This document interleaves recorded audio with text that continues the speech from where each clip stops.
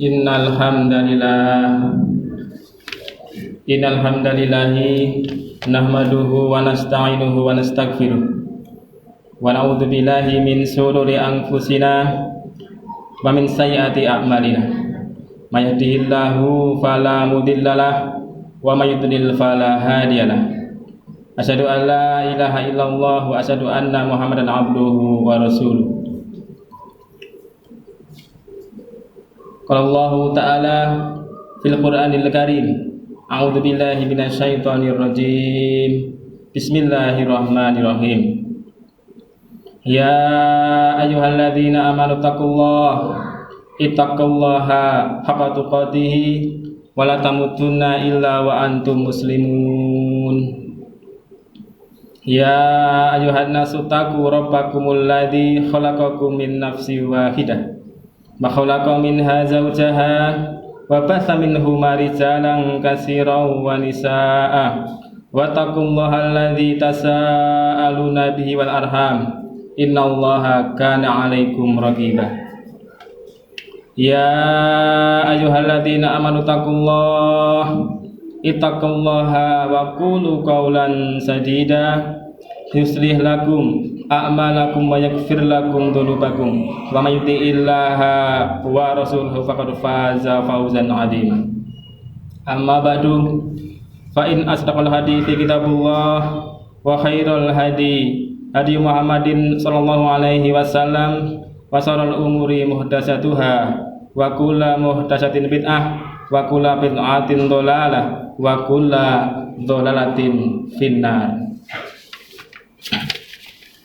Sidang jamaah sholat Jum'ah rahimani wa rahimakumullah. Yang pertama dan yang utama, khatib berwasiat. Berwasiat kepada diri khatib sendiri dan kepada jamaah Jum'ah sekalian. Yang pertama, mari kita selalu bersyukur kepada Allah Subhanahu wa taala.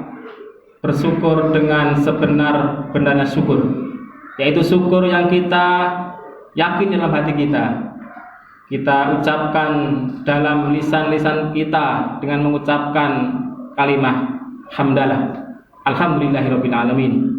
Kemudian kita wujudkan syukur ini dalam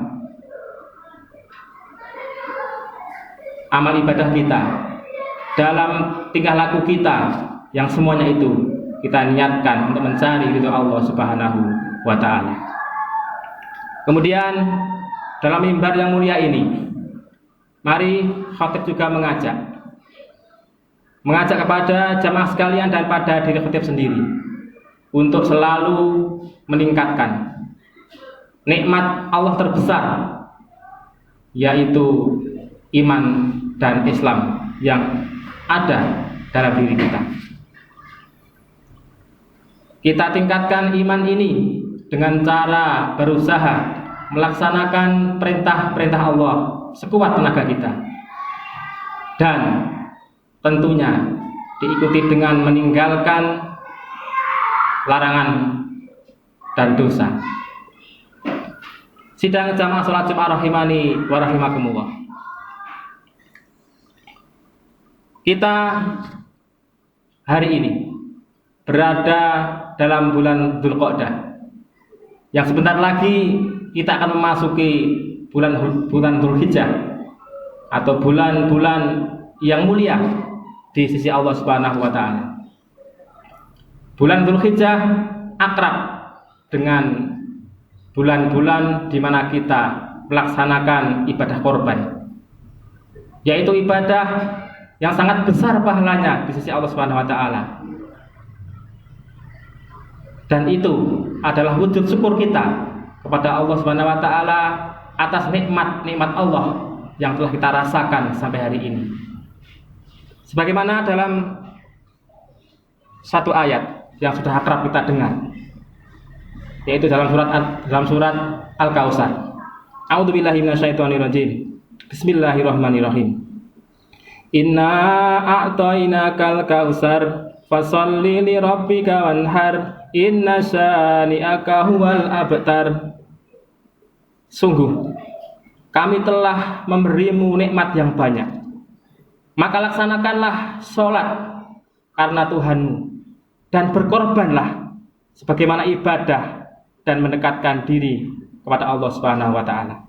Sungguh orang-orang yang membencimu dialah orang yang terputus dari rahmat Allah. Sidang jamaah sholat Jumat rahimani wa rahimakumullah. Telah jelas sekali dalam ayat ini kita diperintahkan Allah untuk bersyukur kepada Allah atas nikmat-nikmat Allah yang diberikan kepada kita sampai hari ini. Kita dulu belum ada, sekarang menjadi ada. Dengan Allah lahirkan kita di muka bumi ini. Dulu kita lahir tidak membawa apa-apa, sekarang kita sudah membawa banyak nikmat hidup, nikmat kesehatan, nikmat harta, dan nikmat kebahagiaan bersama keluarga kita. Kita punya anak, punya keluarga, punya orang tua. Kehidupan kita cenderung kehidupan yang mudah dan dimudahkan Allah SWT di dunia ini. Dan inilah nikmat yang besar dan yang paling besar, nikmat Islam dan iman ini. Mari kita syukuri dengan cara melaksanakan sholat, kemudian berkorban nanti di tanggal 10 Dzulhijjah. Sidang jamaah sholat Jumat rahimani wa rahimakumullah. Inilah satu bentuk syukur kita kepada Allah. Bentuk syukur yang telah dicontohkan oleh Nabiullah Ibrahim alaihissalam, Nabi Ismail, dan juga telah dicontohkan oleh Nabi kita Muhammad. La in sakartum la azidanakum wal in kafartum inna adzabi lasyadid. Ini adalah satu ayat yang sudah masyhur di telinga kita, bahwa jika kita mau bersyukur kepada Allah, maka Allah akan tambah nikmat-nikmatnya. Dan jika kita tidak mau bersyukur kepada Allah, maka kita akan diancam Allah dengan azab neraka yang sangat pedih siksaannya. Sidang jamaah sholat Jumat rahimani wa rahimakumullah. Inilah hikmah. Satu hikmah kenapa kita diperintah Allah berkorban. Yaitu yang pertama, dengan berkorban kita sudah melaksanakan syukur kita kepada Allah atas semua nikmat Allah yang telah kita rasakan sampai hari ini. Juga hikmah yang kedua, kenapa Allah perintahkan kita untuk berkorban, adalah bahwa manusia itu cenderung cinta kepada harta. Manusia cenderung cinta kepada dunia. Maka Allah perintahkan kita berkorban agar kita bisa mengikis cinta yang berlebihan kepada harta dengan cara menyisihkan harta kita, menyisihkan salah satu aset kita untuk kita korbankan sesuai dengan apa yang Allah perintahkan kepada kita. Manusia amat cinta kepada harta dunia, harta benda. Ini sesuai dengan Allah firmankan dalam surat yang mungkin sudah kita sering mendengarnya. Allah berfirman, A'udzubillahi minasyaitonirrajim. Zuyyina lin-nasi hubbus syahawati minan nisa'i wal banina wal qanatiril muqantarati minal dhahabi wal fiddati wal khailil musawwamati wal an'ami wal harth. Dzalika mata'ul hayatid dunya wallahu 'indahu husnul ma'ab. Dijadikan terasa indah dalam pandangan manusia dan cinta terhadap apa yang dia inginkan, yaitu berupa perempuan-perempuan, berupa anak-anak, berupa harta benda yang bertumpuk dalam bentuk emas, dalam bentuk perak, kuda-kuda pilihan, hewan-hewan ternak, dan sawah ladang. Itulah kesenangan hidup di dunia, dan di sisi Allah lah tempat kembali yang baik. Sidang jamaah sholat Jumat rahimani wa rahimakumullah. Inilah sifat manusia telah dinas oleh Allah, cinta kepada harta. Sehingga syariat korban ini melatih kita sabar dalam ujian harta, sehingga kita berani menyisihkan sebagian harta kita untuk dibelikan sapi, dibelikan kambing untuk kita sisihkan dalam rangka bertakarub dan bersyukur kepada Allah Subhanahu wa taala. Sidang sholat Jumat rahimani wa rahimakumullah. Kalau kita tengok sejarah berkorban, tentu kita ingat sejarah kisah Ibrahim dan Ismail. Kisah Ibrahim ini adalah kisah yang menggambarkan seorang bapak yang solih dan akan melahirkan dan sudah melahirkan anak dan keturunan yang solih dan solihah juga. Begitu sabarnya Nabi Ibrahim untuk melaksanakan perintah Allah, sampai anak yang dicintainya berani ia korbankan karena mementingkan perintah Allah Subhanahu wa Ta'ala. Hal ini mungkin sudah kita sering mendengar juga, kisah Nabi Ibrahim di dalam satu ayat, yaitu surat As-Saffat ayat yang ke-102. Falamma balagha ma'ahu sa'ya qala ya bunayya ini ara fil manam anni atbahuka fangdur madza tara qala ya abatif'al ma tu'maru satajiduni insyaallah minas sholihin. Maka ketika anak itu sampai pada umur sanggup berusaha bersamanya, Ibrahim berkata, "Wahai anakku, sesungguhnya aku bermimpi bahwa aku menyembelih kamu. Maka pikirkanlah bagaimana pendapatmu." Kemudian Ismail menjawab, "Wahai ayahku, lakukanlah apa yang diperintahkan Allah kepadamu. Insya Allah engkau akan mendapatiku termasuk orang-orang yang sabar." As-Saffat ayat 102. Sidang jamaah salat Jumat rahimani wa rahimakumullah. Inilah ujian yang diberikan Allah pada Nabi Ibrahim dan keluarganya. Setelah Ibrahim lulus ujian, kemudian Allah mengganti Ismail dengan domba, maka Allah telah memuji Ibrahim dengan pemimpin para manusia, khairullah, kekasih Allah. Dan tidak sampai di situ, setelah Allah memberikan ganjaran pahala pemimpin manusia dan khairullah, maka Ibrahim pun juga berharap agar yang menjadi pemimpin, agar yang menjadi orang solih bukan hanya Ibrahim saja, tetapi anak keturunannya menjadi orang yang memimpin di bumi ini, menjadi para nabi dan rasul. Juga Ibrahim berdoa agar anak keturunannya menjadi orang-orang yang solih. Sidang sama salat rahimani wa rahimakumullah. Kita nukilkan doa Nabi Ibrahim agar anak keturunannya menjadi pemimpin dan para nabi.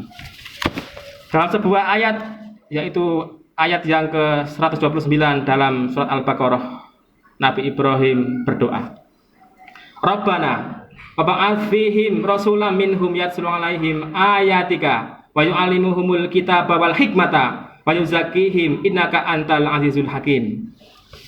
Ibrahim berdoa, ya Tuhan kami, utuslah di tengah-tengah mereka seorang rasul dan dari kalangan mereka sendiri yang akan membacakan kepada mereka ayat-ayat-Mu dan mengajarkan kitab dan hikmah kepada mereka dan mensucikan mereka. Sungguh Engkaulah yang maha perkasa lagi maha bijaksana.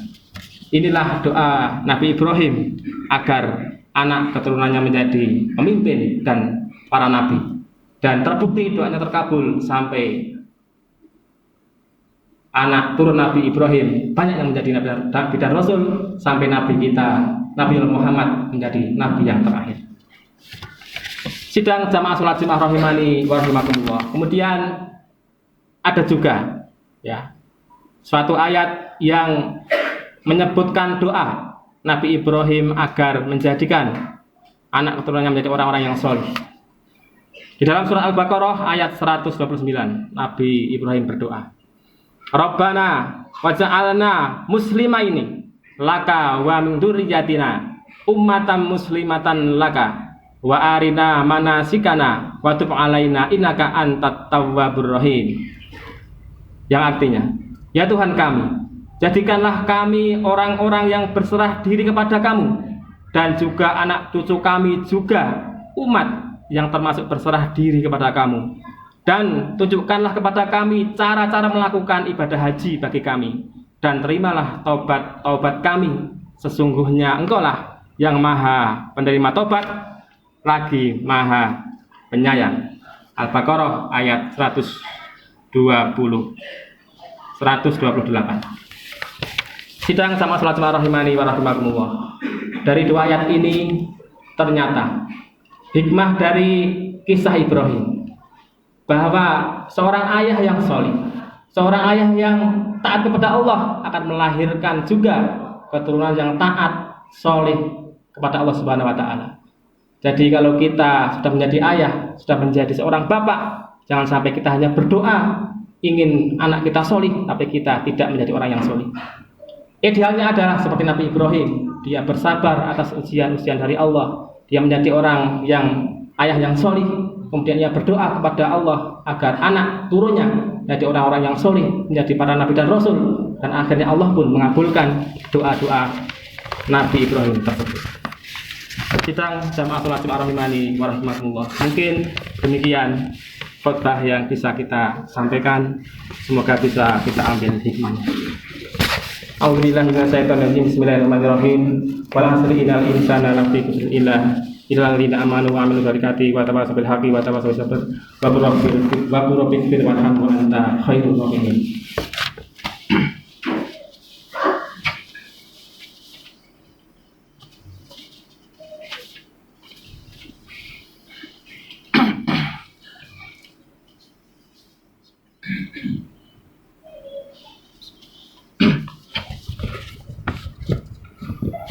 Innal hamdalillahi nahmaduhu wa nasta'inuhu wa nastaghfiruh wa na'udzu billahi min shururi anfusina wa sayyiati a'malina may yahdihillahu fala mudhillalah wa may yudlil fala hadiyalah. Asyhadu an la ilaha illallah wa asyhadu anna muhammadan abduhu wa rasuluh sallallahu alaihi wasallam tasliman katsira. Sidang jamaah salat Jumat rahimani wa rahimakumullah. Di khotbah yang kedua ini, khotib hanya ingin menggarisbawahi bahwa syariat kurban diperintahkan Allah kepada kita, tentunya itu ada hikmah yang luar biasa kepada kita. Dan hikmah yang selanjutnya adalah dengan berkorban kita melaksanakan haqqu minallah, sekaligus haqqu minanas. Kita beribadah kepada Allah sekaligus kita melatih yaitu jiwa sosial kita kepada saudara-saudara kita. Kita membagikan daging korban yang nantinya kita sembelih, kita bagikan pada orang yang membutuhkan, sehingga habu minallah dan habu minanas kita bisa lakukan ketika kita bisa melaksanakan syariat korban. Innallaha wa malaikatahu yusholluna 'alan nabi ya ayyuhalladzina amanu shollu 'alaihi wa sallimu taslima. Allahumma sholli ala Muhammad wa ala ali Muhammad kama sholaita ala Ibrahim wa ala ali Ibrahim innaka Hamidum Majid. Wa barik ala Muhammad wa ala ali Muhammad kama barakta ala Ibrahim wa ala ali Ibrahim innaka Hamidum Majid.